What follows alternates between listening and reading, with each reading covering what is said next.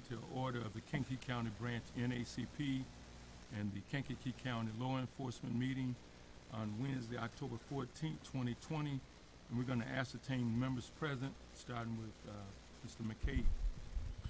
Ken McCabe, Kankakee County Sheriff's Office. Dave Skelly, St. Anne Police. Mr. Brown. Carl Brown, Alderman, City, Kankakee, Public Safety.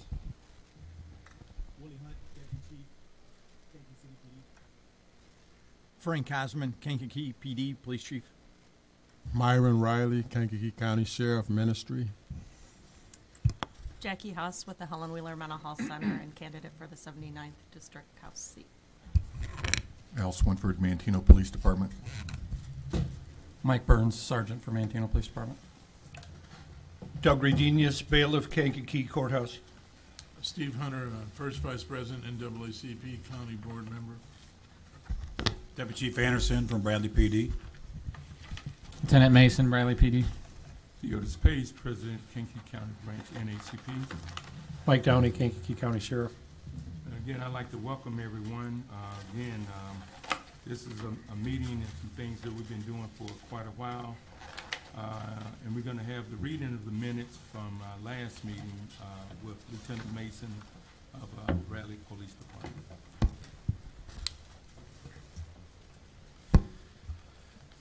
All right, last meeting, August 19th, 2020 here. Review of last month's meeting notes, which the prior meeting was July 23rd. We kind of went over the implementation of the 10 shared principles, talked about the 8 can't wait police reform, review of police policies and procedures related to use of force, status of community response team.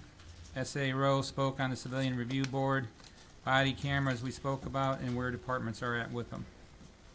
No public comment at that time. Village of Moments had adopted the 10 shared principles. Mayor Chuck Steele, NAACP, and local law enforcement met regularly to help bridge the gap between law enforcement and the community through discussions and build the relationships needed to be effective. Reading of the adopted resolution by the Kankakee County Board supporting full funding of Kankakee County Public Safety Department, supporting legal immigration, reaffirming our commitment to social equity, discuss mental health issues in the Kankakee County area, lack of funding, increase in need up for it, training updates on the community response team. We basically, Chief Swinford summed it up, said we need to go forward with training. We had 20 plus members, 2022, something like that. We had already identified for the crisis response team, so we're looking at possible locations and kind of tossed around whether we wanted it recorded or not. Thoughts on modeling our local NAACP law enforcement meetings and bring it to the Sheriff's Association to adopt statewide from Sheriff Downey. Discuss local law enforcement policies and procedures. Most agencies use Lexipol for policies, procedure review, and implementation. Agencies can push out daily training bulletins that just basically reinforces the policies to the officers. We discussed accreditation in the local agencies through either CALIA or ILEAP, which is a state level. The general consensus is very costly and time intensive. Commander Austin from City served on that for, I believe it was at least I think they're into the 9th or 10th year now. Very, very good program, a lot to go through, but like it said, very costly and time intensive. And then the body worn cameras, we discussed basically what it boils down to is whether there will be a mandate, whether there's not going to be a mandate. Either way, the cost for the agencies is what's kind of holding everybody back. And it's mainly the cloud storage, but some things to consider is the redaction software, the evidence management, etc. That was pretty much the whole summary. Thank you. After hearing the reading of the minutes, can we get a second? Moved by Mr. Hunter. Are there any questions or additions or deletion of the minutes? Seeing none, all in favor? Opposed? Motion carried. Again, the purpose of the meeting is something that we've been doing since back in Ferguson. We've moved forward with the 8 can't wait, 10 shared principles of different municipalities that sign off. I think we might have a new initiative coming up with item D. I want to add item D to item 5, topic of discussion, and there will be an initiative of growing your own where Mr. Hunter will be giving a discussion, elaborating on that.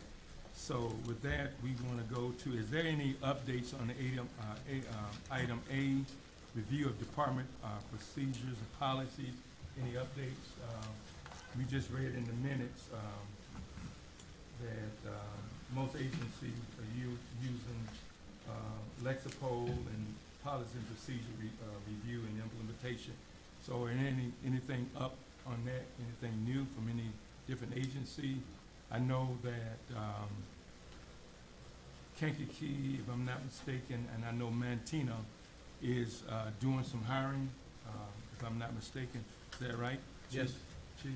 So I know, and so is Bradley. So I know we've posted on our website and also Facebook page.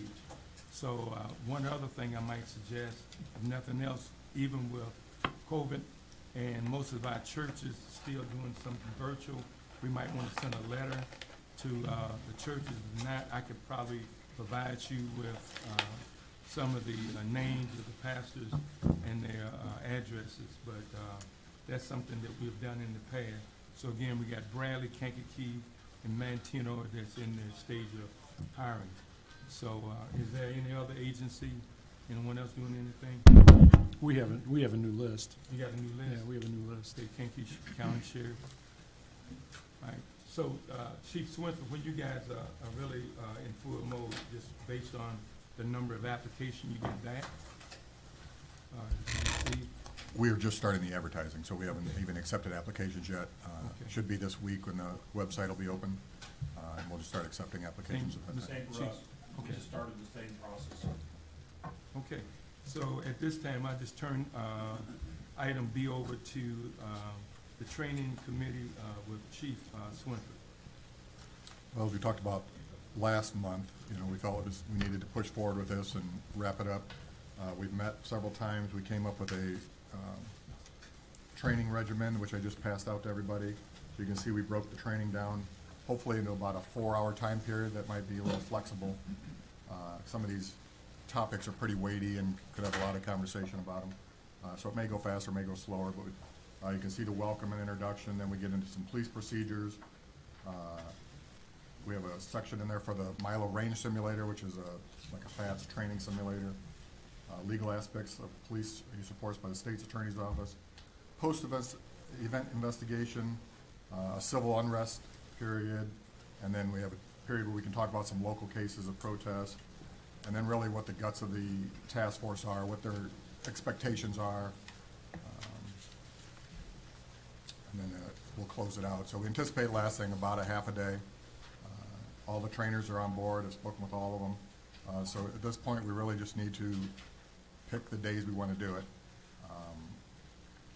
Obviously, we need, at minimum, we need all these trainers available on those days. And then we'll put it out to the membership, and we'll probably have to pick a couple of different days. I was thinking like a weekday evening and a Saturday morning or something like that to accommodate everybody's schedule. But that's flexible, whatever this group thinks is the best dates.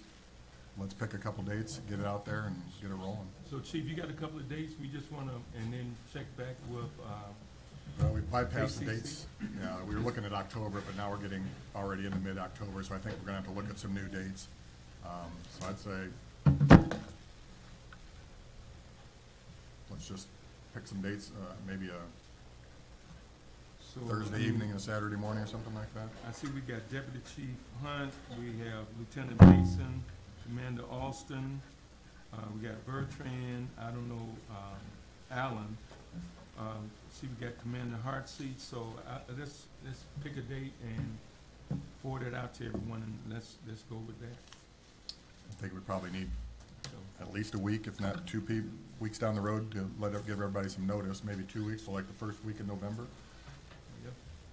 Are we looking at that weekday or Saturday? Well, I think we're gonna have to offer 2, maybe like a weekday evening and a Saturday morning, something like that. I mean, hopefully it'd be great if we get everybody on one day, but I got my doubts we'll get everybody from the group on one day. Maybe like the 5th and 7th. November 5th or 7th.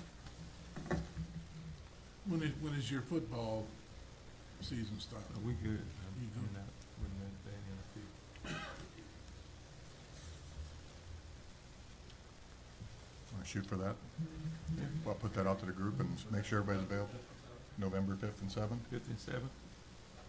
That could change if, some key players aren't available, but I'll go ahead and put that out in an email to everybody and see what response we get back. So would that be Bridget would be the key? Well, those trainers listed on there are the key, Bridget, Baston, Baston? somebody from the state's attorney's office, and Brady Bertrand from the sheriff's department. When is, hey, Mike, is he leaving pretty soon? November 20th is his last day. All right, well, we gotta get it done for November 20th. And Okay.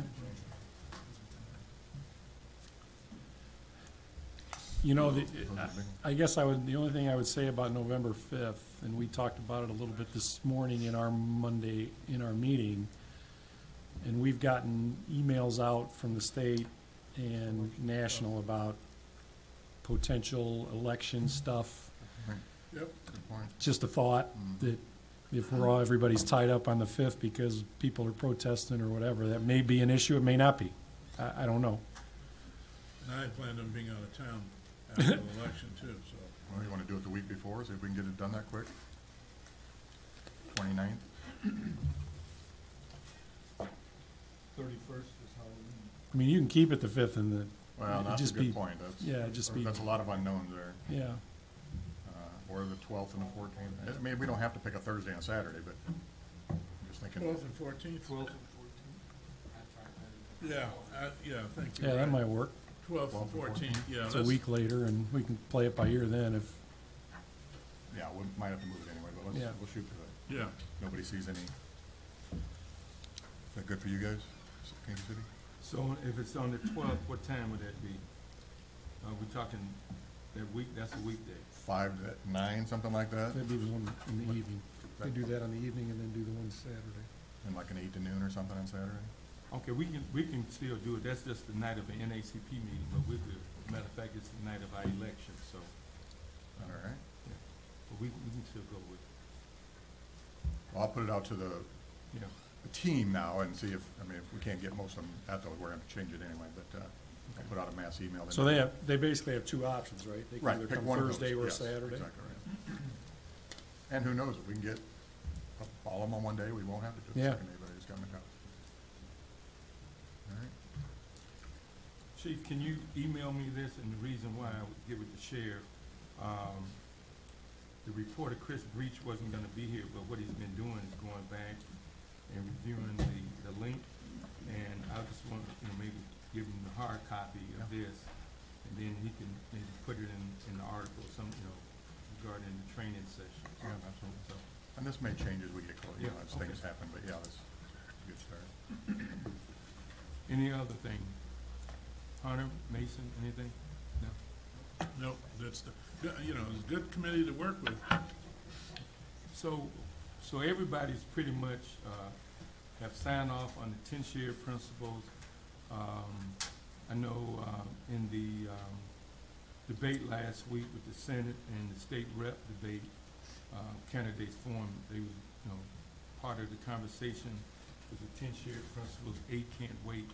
So again, I know Mason and I talked, the sheriff and I be talking about making sure that even though the initiative, the respective municipalities have signed off on these initiatives, but how are we gonna implement and enforce it? So Monitor. again, I just think that's the piece. And I know, Chief Swimp and I have met and talked.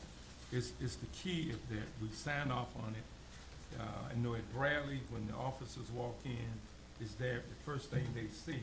However, again, that officer 24/7 is the face of our respective police departments. So we wanna make sure that not only the administration have signed up on it, but if the officer are enforcing and implementing the 10-share principles and have, some idea of the 8 can't wait. And again, I know that our state lawmakers have signed off a couple of years ago, regarding the chokehold and some of the other things they cannot do. But it's about, again, reinforcing and implementing. And I think it's a thing repetitiously that we probably need to let our staff, officers aware of what they should be reminded daily. So, that's pretty much all I have to say. If anybody else have anything, and yeah, but Talk into the microphone, please. Possible that they could have a card that they carry in their pocket that has all this on it? We have them. have We've issued them out.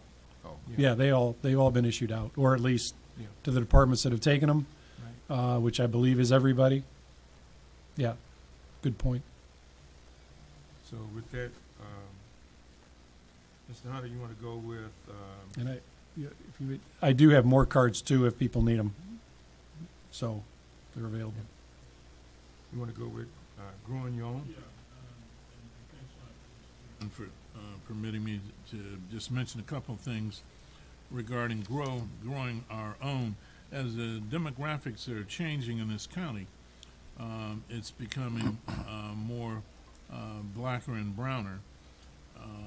And if you take a look at the various departments in the county, they don't necessarily reflect the demographics of the county. What I'm proposing, which is not something new, and the sheriff is fully aware of it, and I'm sure Deputy Chief Hunt, you may remember when we had the auxiliary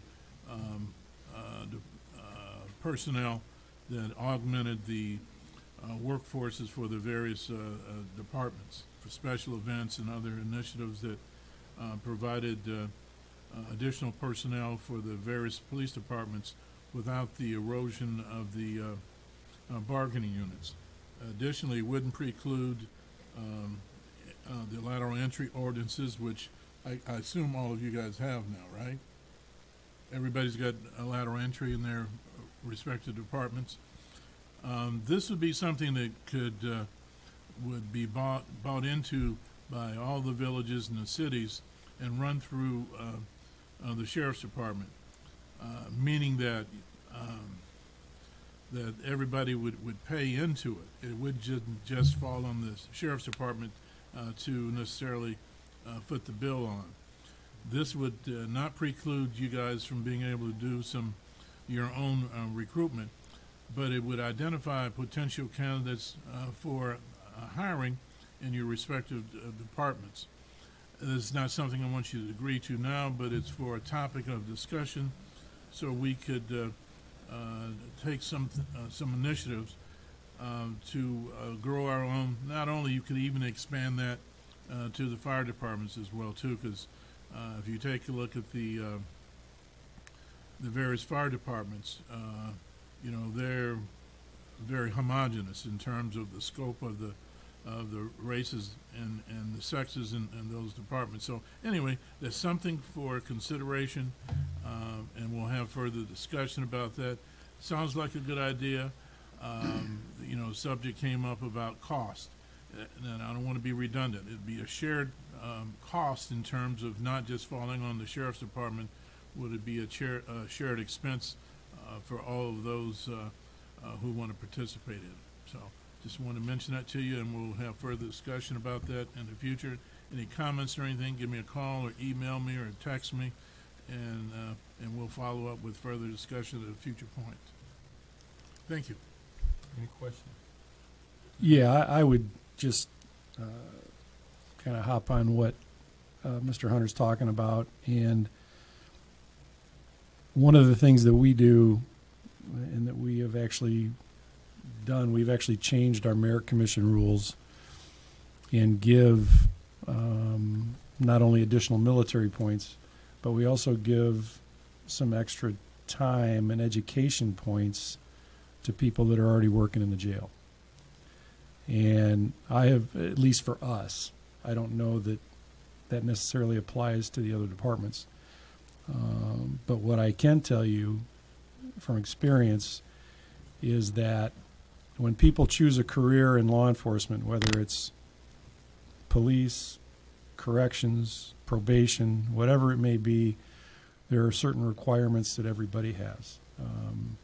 And at the jail, those requirements are basically a high school diploma. And I can tell you from the time I've been here to now, I can tell you that a start in the corrections division for a kid coming out of high school with no degree, and in all likelihood, if he's 18, 19, 20 years old, might still be living at home that's a hell of a job. I mean, it's a pretty good paying job. And fortunately, we have gotten that wage up to being comparable to, in fact, I have people who won't apply to be a deputy at the jail because they're already making more money, and they'd have to go backwards. But the one thing that I have found, and I don't know, the other chiefs could probably chime in as well, I truly believe to this day that somebody who's coming out of the jail and the skills that he has obtained since he's been here, the ability to talk to people, the ability to deal with people in a confined area in a place where we know they don't want to be, if they can make it next door in there, being a cop is a piece of cake. And so we encourage those that want to be the police to start at the jail. And so I don't know if we can kind of combine the two with what you're talking about, because this would allow them to get paid a pretty good wage as they're putting their time in. I know that some agencies, and I reference Will County, although they've changed since, but used to be when you get hired at Will County, you got hired in the jail. You worked at the jail first, and then once you proved yourself in the jail, then you went to the road. That has since changed now. They've now separated that they have corrections and they have deputies. Used to be you got hired as a deputy and you worked in the jail first. So, I think it's beneficial because one of the things that we look at is your work history, your attendance. If somebody, and the thing we do, and it's probably we do it a lot in law enforcement, is that, we don't pat guys on the back very often for doing good. And we have a lot of guys in every department that do good every day. And I think we fail, I know I do, at commending the people that do this work every day. And so our motto kind of is with guys, if you don't hear anything bad about them, they're pretty darn good. But you can identify the ones that you're dealing with every other day who are always getting in conflicts with inmates, who are, not doing their job. So it gives us a sense of who can make a good police officer as well. And the other benefit for those working in the jail, if they want to stay in the jail and make that a career, that's awesome. That's absolutely awesome. So just something else to think about when we talk about this, because I think it's good that we, as the title says, growing your own. I think that's good. And I know that every department in here, every department in the county, including the state police, have former correctional officers working for them. And, that's a plus for that agency. They know who the players are. They know how to deal with them. They know how to talk to them. And they sometimes, in most cases, develop a trust that they can communicate with them much better than, and not to say that some kid coming right out of college is a bad thing, but there's a lot to be said for experience. And also, what we might be able to do is modify the correctional program in terms of auxiliary, and that would prepare them not only for the sheriff's department, but the other departments in the county as well too. So, I could see a lot of different things emanating from potential program, but additional response and feedback from the balance of the personnel who come to these meetings. I'll forward it to you. Okay.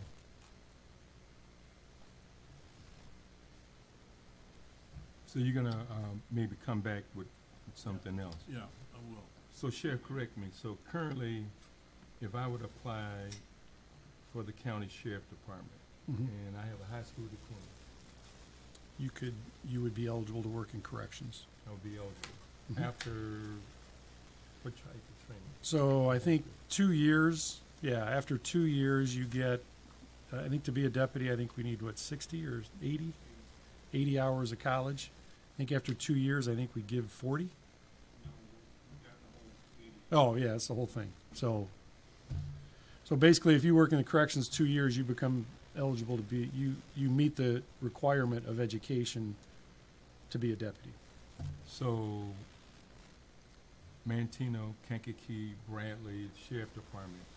So, have there been any an attempt to go within in our respective high schools and say, you know, this is what we're offering for a police officer, or sheriff officer, with those counselors? Like currently, Kankakee High School have a ROTC program, which they Just started, yep. All right, so growing our own. The Career Center also has a Career law Center. enforcement That's program. right. So, I mean, I actually spoke to Bridget's class before the pandemic, and she might have had, Professor Bertrand, she might have had 12, 15 students Mhm. in the class, one minority. So that, and I don't, and I spoke to also, Dr. Stroud, Mhm. and you. No black and brown in the respective class. So how do we address that problem of diversity? Well, we're talking to the counselors, as far as, they supposed to interface with these kids regarding, career opportunities after, high school. Additionally, you know, I talked about this stuff when I was 175 pounds and had an afro about the junior cadet program in the respective, high schools as well too. That's something that we need to impart into our students. Being in law enforcement is not as bad as you know, the media and people tend to portray. The action taken by the Kankakee County Board, which is reflected in the minutes that Lieutenant Mason presented, that was simply amazing. That to a person, the 28 people who voted on it voted affirmatively, and also to have the sheriff indicate at one of these meetings, and also criminal justice, and maybe even at the county board meeting, that what we're doing here with NAACP community law enforcement should be a model for not only the state but for the USA. So that probably says something. I don't know of any place this stuff happens. I mean, there's always some kind of adversarial role between community and law enforcement. I think we're in the process of bridging that gap. Also, this response team is unique, and they've gotten some around the country too, but I think ours will probably be an upper tier as opposed to what we see in other places. The Civilian Review Board is something that another initiative that's coming out of this as well too. So I appreciate that. Well, you're absolutely correct, because there's a number of other counties of the 102 have actually called, and I know the chief is aware, and I think it was one of our meetings, I don't know if it was here, but we had other NAACP people coming. Peoria Came, yeah. Peoria came. So there's other individuals across the county, state, is actually looking at what we're doing to try to implement it, you know, in their respective communities. It's not on the agenda, but again, in last week's candidates forum, and it's in our minutes. So again, about body cams, I know it's Deputy Chief Hunt a couple of years ago. I know Mason just mentioned it again. We have another more progressive state's attorney. So, and everyone is always talking about the money. So can I just go around the room and each chief can just give me like an update for those who be watching this, sort of an update where you are currently in the thoughts of your department with body cams. And Bourbonnais is not here, so. Bradley, I'll just say right now, we are bringing vendors in.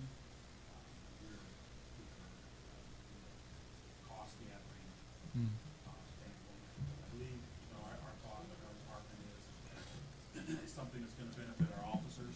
Microphone. Something that's gonna benefit our officers, also our community. So we're interested in it, and we're right now, we just had a meeting this week, so we're moving forward with it. And before Chief Cosman or Chief Skelly, we have Mrs. Haas here, who's running for state rep, and it was clearly stated by our current state senator that, so we need to make some connection with him regarding funding. And I think he mentioned last week there was like, out of the Black Caucus, there was at least a 4-tier pillar that they're going with. So if we're looking at the funding or whatever, maybe we need to make that phone call toward his office, so. And what we've ran into, and those who have it already, it's not the cost of the taser that's Right. really bringing up the raising the cost up. It's the cloud storage or the storage. Right. So that's the funding issues that we're running into and looking at and trying to mitigate. Okay. All right. Chief Cosman, Skelly. In Kankakee, we're doing our due diligence. We have the second vendor that we're testing their product on some officers. And then we'll have one more that we'll be testing, and then we'll be making a decision. I know they're going to bonding. Right now, we put it in a capital budget, and hopefully everything goes well. And after the new year, we'll be able to choose a vendor and go with it. Okay. In St. Anne's, not really on the radar due to budget concerns. Just sitting here thinking about it, if we were to do something with body cams, we would almost have to partner with someone, other agencies, Yeah. with the sheriff's department, Because something like that, for the storage of that. We have no, budget for that at all right now. Right.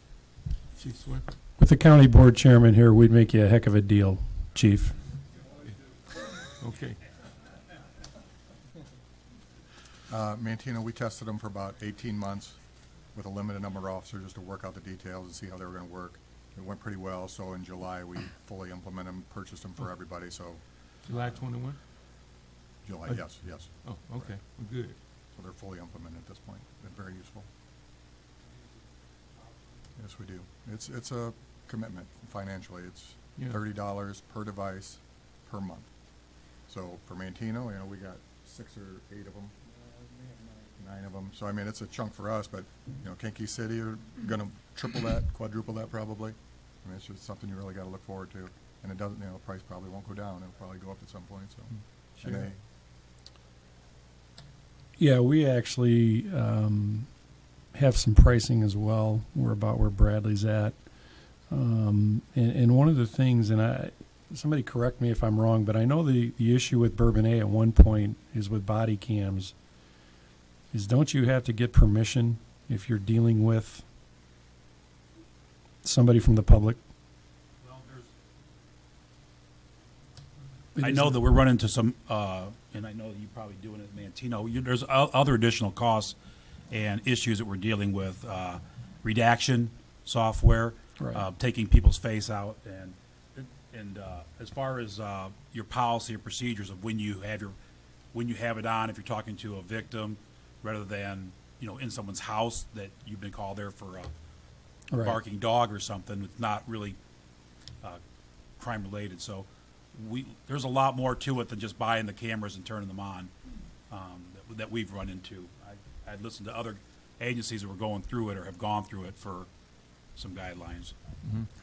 So from an NAACP perspective, and again, with the climate that we're in, George Floyd and Ms. Taylor, so will the sheriff department and the other departments, what would be in your procedure if Officer Pace have his on and some going down, however mine is off? So is that going to be something in rules and procedure regarding officers might, I forgot, I didn't know it was on, I turned it off? Well, I think you're also going to see that through legislation as well. So I think that's what we would struggle That's with. why I raised it, yeah, okay.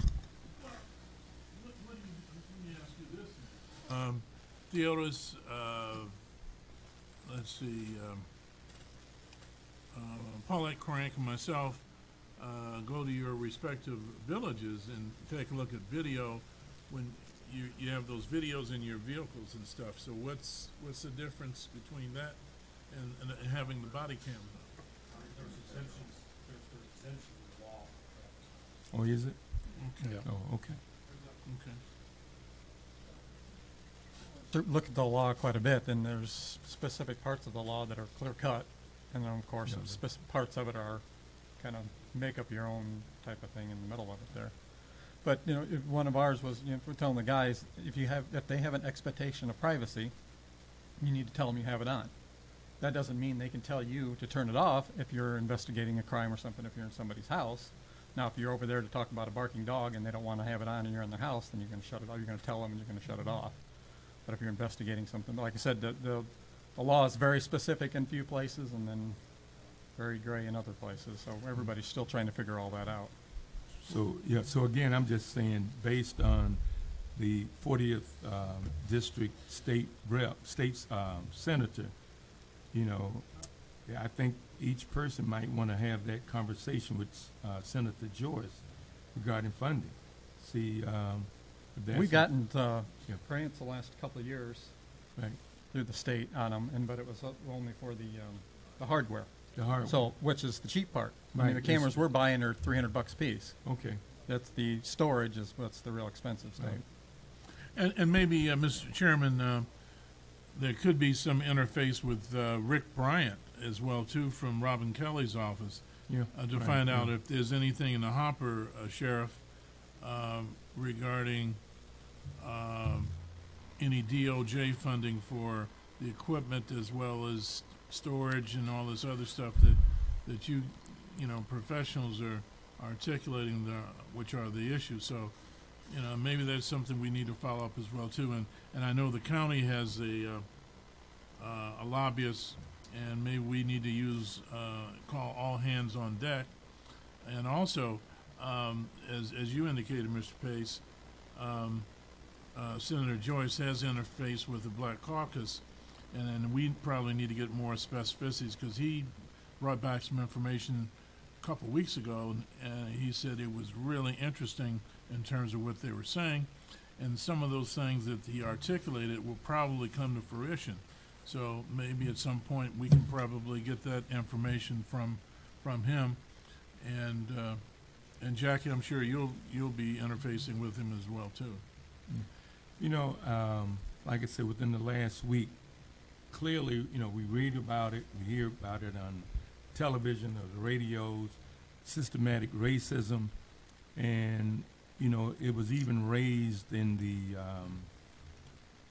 circuit clerk forum, the judgeship forum last night, you know, again about diversity in the courthouse or the representation of women or people in color within the courthouse. So again, here we're somewhat ahead of the game, where we're building the bridge or trying to build a bridge with our respective communities, but it's still that outside force there that each time seems like we move, we take 2 steps forward. There's that sidebar, something that we have to address. So it's, again, it's the unrepresentation of women or people of color, and so I just learned something new today, that you can have, you know, a person with a high school diploma can apply to be a sheriff deputy. I don't know if that holds true for the city. Correctional officer. Correctional officer. But does that hold not with Kankakee though? No, Sheriff? But Anderson? Yeah, Bradley does. Chief? Oh. Just a side note on that. For some of the departments that don't have the ability to have an auxiliary, because the laws have changed on those as well. Bradley, I know we have hired in the last 5 years probably 4 prior corrections officers. So, and it's been an outstanding partnership for us. Yeah. So I know in our dialogue, you and Chief Barber and Lieutenant Mason, the tenure of your staff, and I know what's going on with the city, is that eventually, you guys, Chief Cosmo, you guys are gonna be losing some people to retirement coming up, correct? Yeah, we are. So I don't know where you are, Chief Swinford or Skelly, so again, it's important that we start thinking about yesterday, how we're gonna, bring additional staff members on. And again, it's being at the high school for years and being the community liaison for that school district, being in the community and what's going on, again, the climate, why do I want to be a police officer? And the sheriff just mentioned about that administrator, the sergeant or whatever, how we motivate our staff to make them aware that today, I've been doing a good job, and I think sometimes if we don't watch ourselves, we'll focus on that negative piece and forget about reinforcing that good officer, and I'm sure all of us here totally agree that there's probably more good officers than bad. However, the media, if you got a staff of 100, 2 guys go rogue or something, they're gonna concentrate on the 2 and not the 98. So we just have to keep forging on what we're doing, and here with Video Live, it gives the community idea of, again, what we're doing to try to make the 10 shared principles and the 8 can't wait, where we're trying to build that bridge of our respective community and with law enforcement. So, it's hard because, again, Mr. Hunter mentioned it, because you still have, and Deputy Chief knows, Hunt, we still, Alderman Brown, we still have these naysayers. No matter how we move, it's still there.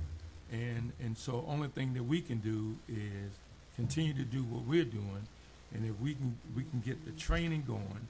And I think if you go back with Ferguson, we would never think that we would be this far, talking about training community leaders into a response team to address any concerns of incident in our respective counties. So again, I think we are ahead of the curve. It's just that we just have to keep forging ahead. And next on the agenda is just something I think we just mentioned in July. And I know there's 1 or 2 other municipalities are looking at the Civilian Review Board. And I just put just an update because Chief Cosmo and I have been talking in the last week or so.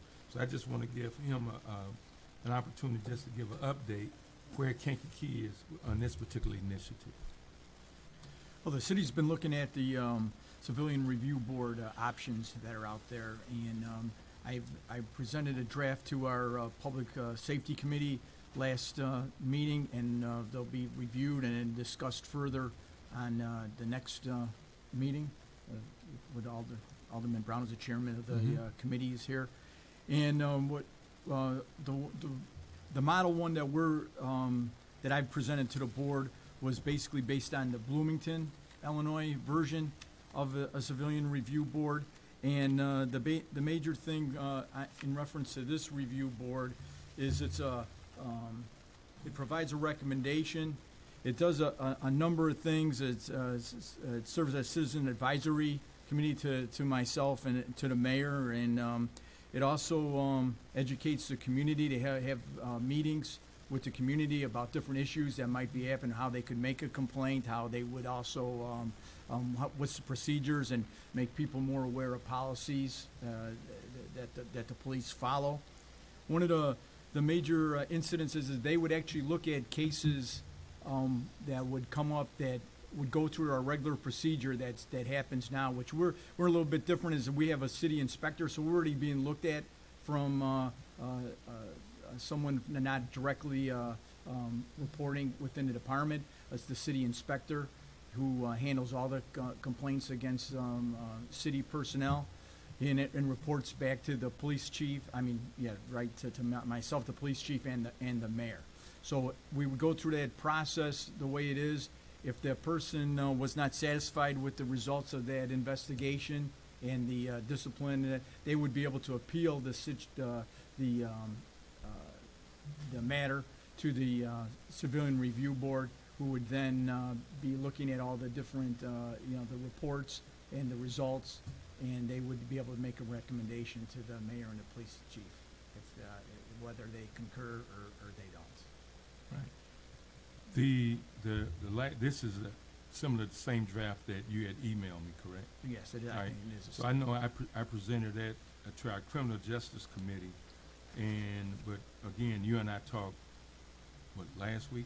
I think so. Yeah. Thursday or So, Friday. I mean, there's maybe 2 or 3 points that we might want to, I guess, negotiate or talk about, but I just want to applaud Alderman Brown and the police department and the mayor for at least taking the effort, the first step in this initiative. So, again, it's a start, and I know there's other municipalities are at least thinking about it, and I know State's Attorney Rowe and I will be meeting with some other lawmakers in the other municipalities.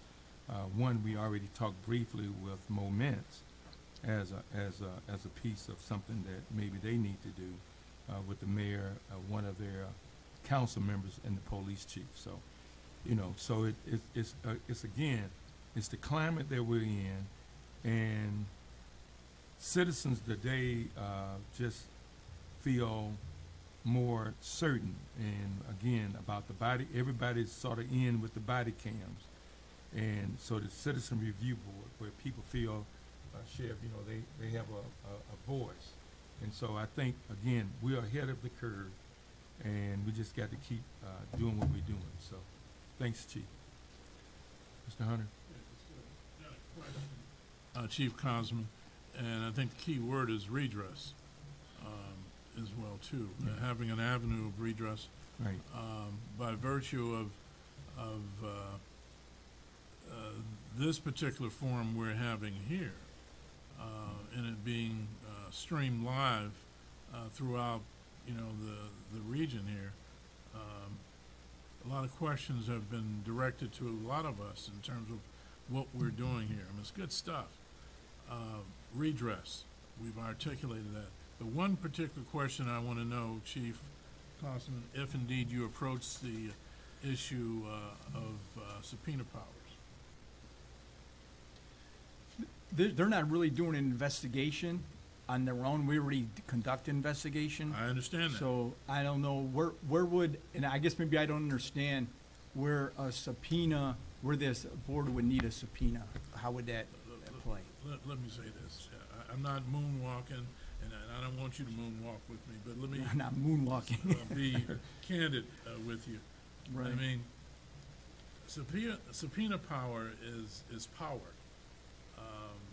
and it's important in terms of redress.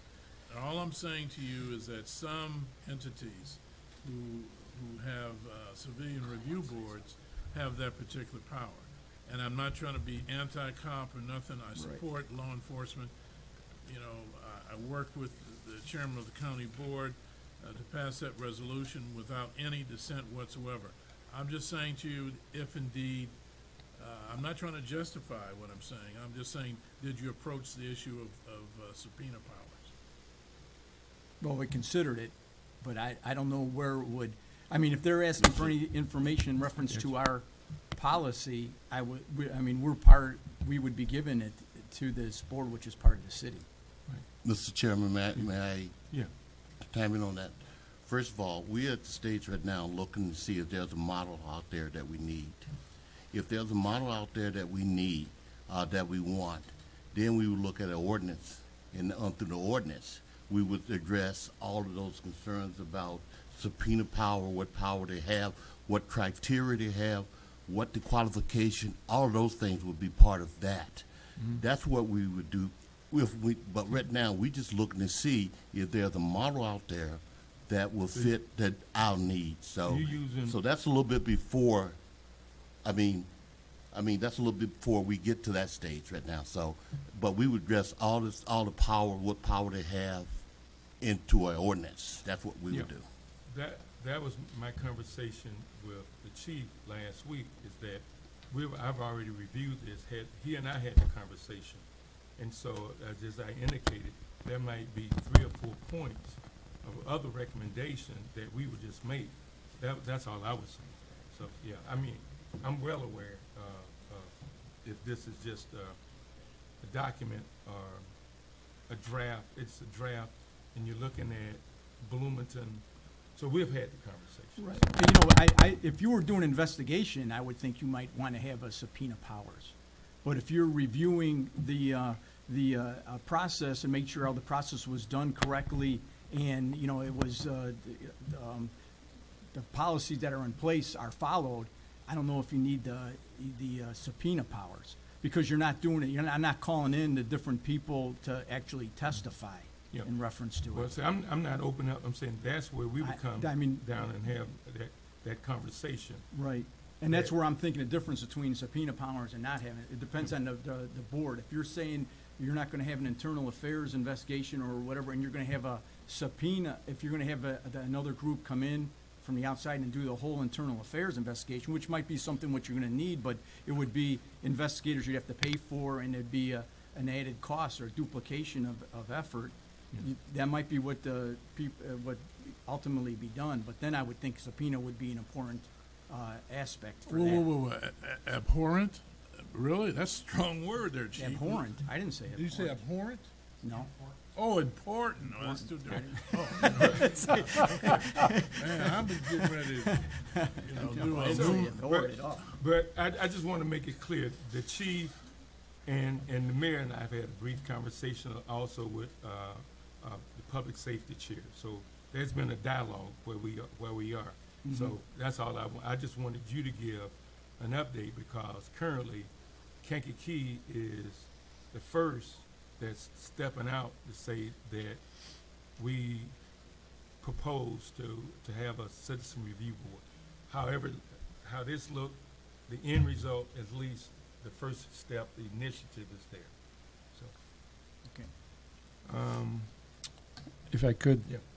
Theodis, this is a little bit off topic, but while we were talking, I was not playing on my phone, but I did text. I did text former Chief Mike Johnston, who is in charge, who is the law enforcement instructor at the Career Center, and asked him about minorities who are attending, and he did respond. He's got 60 students, 8 African American, 8 Hispanic, and 16 women. So, out of total, total is 60. Yeah. 26%.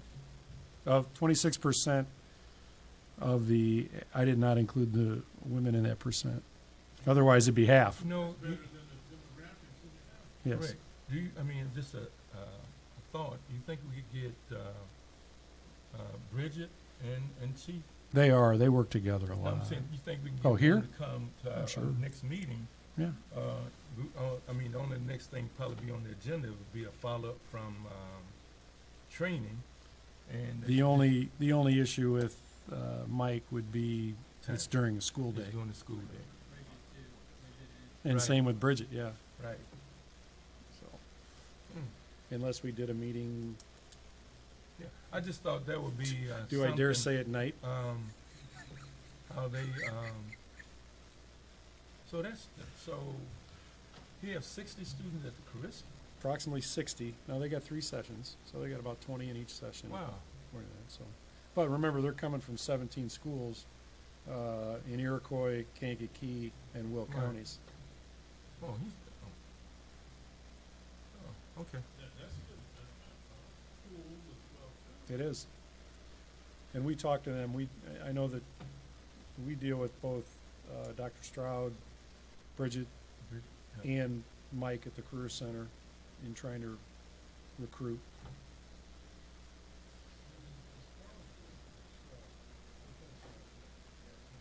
Yeah, that's good to hear. Mhm.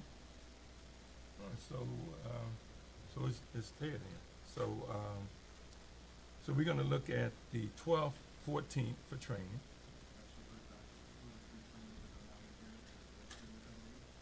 The 12th? Good.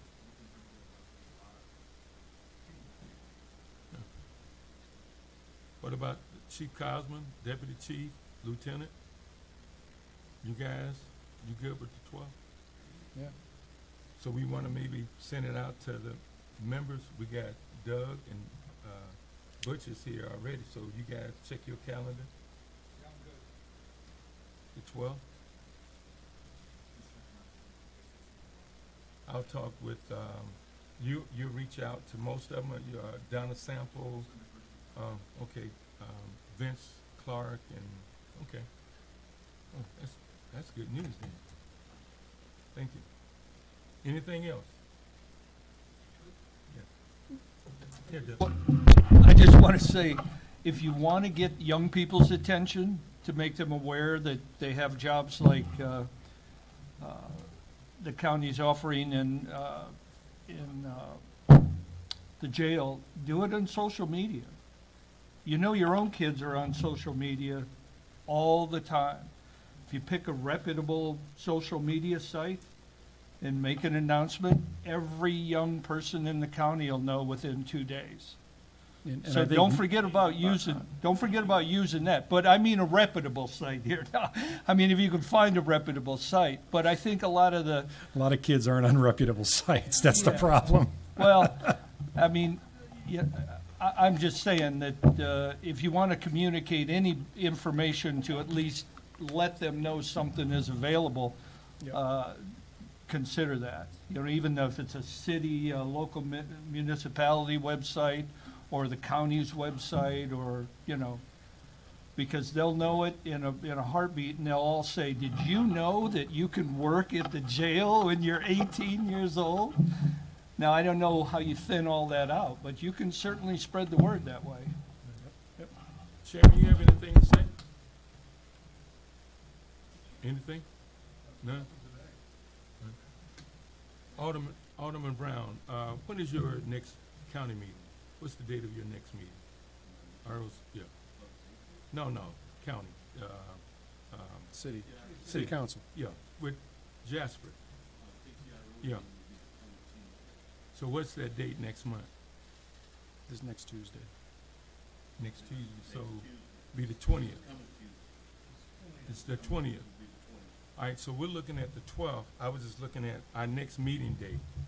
So do we want to meet the 10th or the 11th, going into the day of before training, to make sure everything dots are dotted, T's are crossed? Meet the day before, briefly. I'm talking about November the 11th. That's a holiday. That's a holiday? What about the 10th then? That's county board, but no different than Today? So, I mean, if nothing else. Will you be done by noon? Yeah, it'll be, just to touch base that we got everything in place for training for the 12th. You wanna do it on the 10th? Yeah, 10th.